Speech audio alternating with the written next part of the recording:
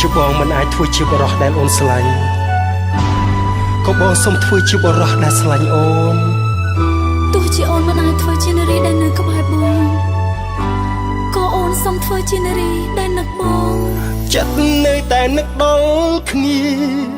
តែវេលាមិនអនុគ្រោះខលជូនដំណើរដួងចិត្តស្មោះចិត្តរបួសទ្រាំរស់មិនស្លាប់នឹកតែមិនអាចជួបគ្នាពេលវេលាទីឲ្យឈឺចាប់ក៏ទូលសុំទោសមិនអាចប្រាប់ So sorry honey លឺអត់រំលងខ្លួនដើម្បីឲ្យអូនថែគេចិត្តតែស្នេហ៍សុំថាអូនពីចំងាយភ្លេចបងចង់ឃើញអូនសប្បាយបងទៅឲ្យឆ្ងាយឲ្យរសាយការចងចាំប្រើបេះដូងនឹងបងដើម្បីថែគេព្រោះបបេដាក់ទោសអ្នកមានស្នេហាតែវេលាគឺជាឱសថព្យាបាលរាល់អនុស្សាវរីយ៍នឹងរសាត់ដូចផ្សែលីហើសង្ឃឹមថាការចាក់ចេញនេះនឹងអាចធ្វើឲ្យគ្រប់យ៉ាងប្រសើរវិញក៏អាចធ្វើឲ្យអូននឹងគេរីករាយអូនសំទោសគ្មានអ្នកណាខុសទេ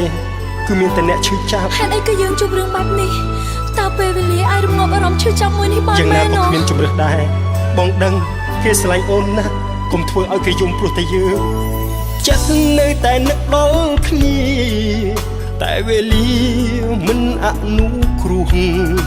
ខលជូនដំណើរដួងចិត្តស្មោះចិត្តរបួសទ្រាំរស់មិនស្លាប់នឹងតែមិនអាចជួបគ្នាពេលវេលាទីឲ្យឈឺចាប់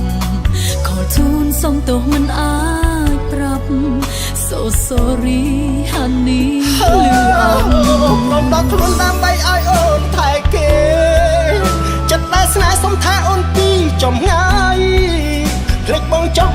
ឃើញអូនសប្បាយបងទៅឲ្យឆ្ងាយឲ្យរសាយការចងចាំប្រើបេះដូងនឹងបងដើម្បីថែគេព្រោះបបេដាក់ទោសអ្នកមានស្នេហាតែវេលាគឺជាឱសថព្យាបា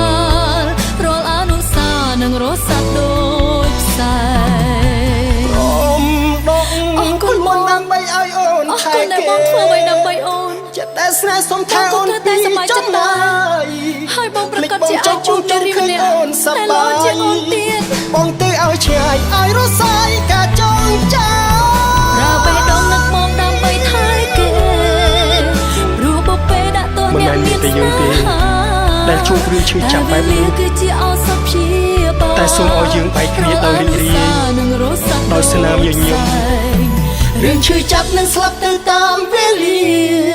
ថ្ងៃក្រោយជួបគ្នាយើងនៅតែជាមិត្តល្អ